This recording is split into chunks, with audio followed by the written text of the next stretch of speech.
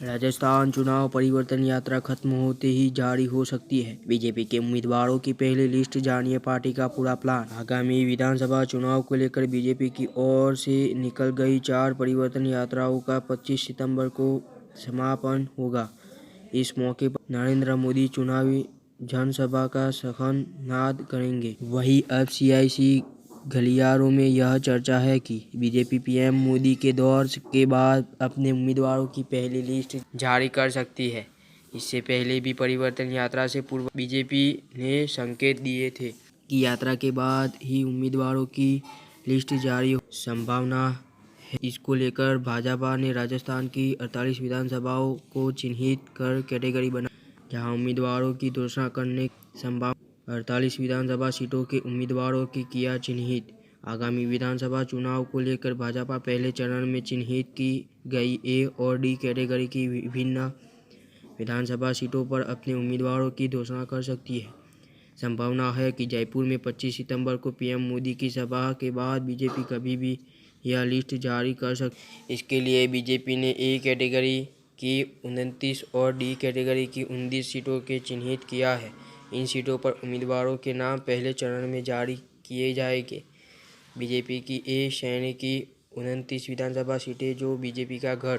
BJP ने विधानसभा चुनाव की तैयारियों को लेकर विशेष प्लान तैयार किया है। इसको लेकर राजस्थान की 200 विधानसभा सीटों को ए, बी, सी और डी को 4 श्रेणियों में बांटा गया है। इसमें 29 सीटों ऐसी है जो पिछले 3 चुनावों में बीजेपी का गढ़ रही है।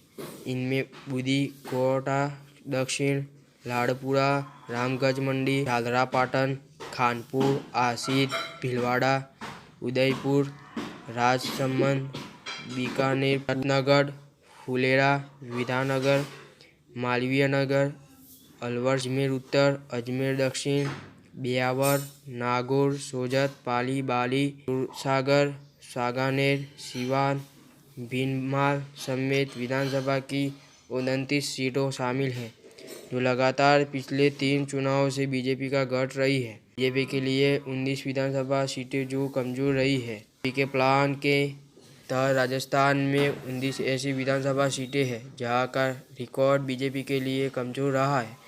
इन 19 कमजोर विधानसभा सीटों में दातारामगढ़, सरदारशहर, कोटपुतली, झुंझुनू, सचोड़, बाड़मेर शहर, फतेहपुर, लक्ष्मणगढ़, खेतड़ी, नवलतगढ़, राजगढ़, लक्ष्मणगढ़, लालसोट, सिकराय, कोटा भीम, सपोतरा, बागीदौरा, वल्लभनगर, बाड़ी और बरसी विधानसभा है, जहां से बीजेपी के चुनावों में काफ़ी कमजोर स्थिति रही है।